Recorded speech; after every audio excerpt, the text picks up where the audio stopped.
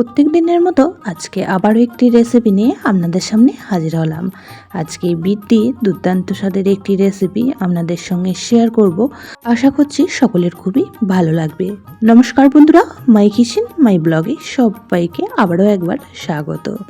আসুন তাহলে শুরু করা যাক আজকের রেসিপি। আজকের রেসিপি বানানোর জন্য এখানে আমি নিয়ে নিয়েছি বেশ কিছুটা পরিমাণ বিট। তো বিটের খোসাটা ছাড়িয়ে নিয়ে দুই টুকরো করে কেটে রেখে দিয়েছি। ব্যাক ক্যামেরায় এখন বিটগুলিকে একটা গ্রেটারের সাহায্যে গ্রেট করে নিয়েছি।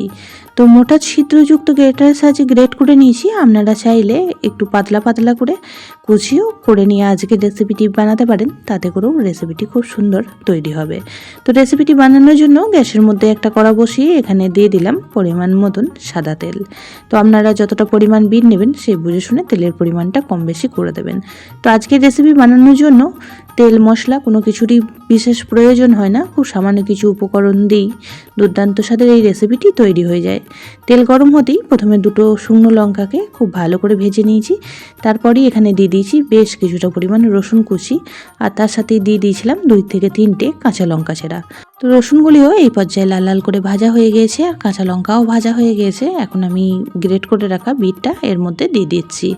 তো আজকের রেসিপিতে কাঁচা লঙ্কা শুকনো লঙ্কা 2 রকমই লঙ্কার ব্যবহার করেছি, তাতে করে আজকের রেসিপির ফ্লেভারটা খুবই ভালো লাগবে। তো এখন বিটটা দিয়ে দেওয়ার পর খুব ভালো করে নাড়াচাড়া করে ভেজে নেব।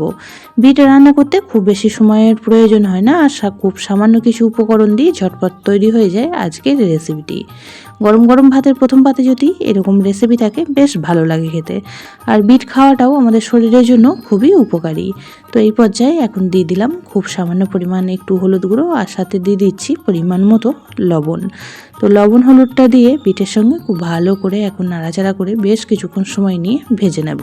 তো আবারও একবার বলে রাখি, যে সকল পুরনো বন্ধুরা আমার পাশে থেকে আমাকে সবসময় এতটা সাপোর্ট করার জন্য অনেক অনেক ভালোবাসা। আর নতুন বন্ধুরা যারা আজকে ফার্স্ট টাইম আমার চ্যানেলে ভিজিট করেছেন, তাদের কাছে অনুরোধ রইল চ্যানেলটি সাবস্ক্রাইব করে পাশে থাকা বেল আইকনটি প্রেস করে দেবেন। তাহলে আমি যখনই কোনো ভিডিও দেব নোটিফিকেশন সবার আগে আপনাদের কাছে পৌঁছে যাবে। তো লবণ হলুদটা দিয়ে বেশ কিছুক্ষণ সময় নিয়ে ভেজে নিয়েছি। তো এখন ঢাকা চাপা দিয়ে রান্নাটি করে নেব 2 থেকে 3 মিনিট সময় নিয়ে। তো গ্যাসের ফ্লেমটা এই পর্যায়ে অবশ্যই করে লো টু মিডিয়ামে রাখবেন, না হলে নিচে থেকে লেগে যাওয়ার সম্ভাবনা থেকে যাবে। তো 3 মিনিট পর ঢাকাটা খুলে নিয়েছি। মাঝে 1-2 বার ঢাকাটা খুলে আমি নাড়াচাড়া করে দিয়েছিলাম, যাতে নিচে থেকে না পুড়ে যায় বা লেগে যায়। তো এই পর্যায়ে বিট একদমই সিদ্ধ হয়ে গেছে, আর পরিমাণে কিন্তু অনেকটাই কম হয়ে গেছে। তো এই পর্যায়ে আমি বিটটাকে একটু সাইডে সরিয়ে দেবো, আর কড়াইয়ের সাইডে একটু জায়গা খালি করে নিয়ে এখানে দিয়ে দেব খুব সামান্য পরিমাণ একটু তেল, আর তাতেই দিয়ে দেবো এখানে 1.5 চামচ মতন সাদা তিল। তো আমি বিটটা যতটা পরিমাণ নিয়েছি সেই পরিমাণ বুঝে এখানে 1.5 চামচ পরিমাণ সাদা তিল দিয়ে দিলাম।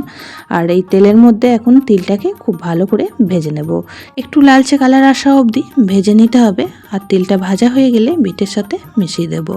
তো এখানে আমি আজকে তিল দিয়ে রেসিপিটি তৈরি করছি, আপনারা তিলের পরিবর্তে পোস্তও দিতে পারেন।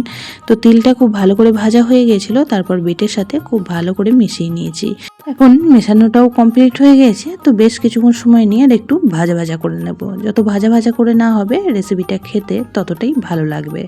আজকে আমি তেলের মধ্যে তিলটা ভেজে ব্যবহার করলাম। আপনারা চাইলে প্রথমেই কড়াইয়ের মধ্যে একটু ড্রাই রোস্ট করে নিয়েও আজকে রেসিপিতে অ্যাড করতে পারেন, তাতে করেও রেসিপিটি খেতে খুবই ভালো লাগবে। যদি আপনারা তিলটা খেতে না পছন্দ করেন সেক্ষেত্রে বাদ দিয়ে দিতে পারেন, তাতে করেও রেসিপিটি খেতে খুবই ভালো লাগবে। তো রেসিপিটি আমাদের প্রায় রেডি হয়ে এসেছে। আপনারা যদি একটু মিষ্টি মিষ্টি খেতে পছন্দ করেন সেক্ষেত্রে একটু চিনি ব্যবহার করতে পারেন, তবে বিট অনেকটাই মিষ্টি হয়, তার জন্য আজকে আমি আর চিনির ব্যবহার করলাম না। এখন গ্যাসের ফ্লেমটা অফ করে দেব, আর একটা প্লেটের মধ্যে সার্ভ করে দেব। একদমই সিম্পল একটি রেসিপি আজকে আপনাদের সঙ্গে শেয়ার করলাম। আর বিট খাওয়াটাও আমাদের শরীরের জন্য খুবই উপকারী। আজকের এই সিম্পল রেসিপিটি আপনাদের কেমন লাগলো অবশ্যই কমেন্ট বক্সে জানাবেন। আর যদি বেশি ভালো লেগে থাকে তাহলে বন্ধু ও পরিবারের সাথে একটা শেয়ার করে দেওয়ার অনুরোধ রইল। সবাই খুব ভালো থাকবেন, সুস্থ থাকবেন। আবারও দেখা হচ্ছে অন্য কোনো ব্লগ বা রেসিপির সাথে। ততক্ষণের জন্য সবাইকে টাটা।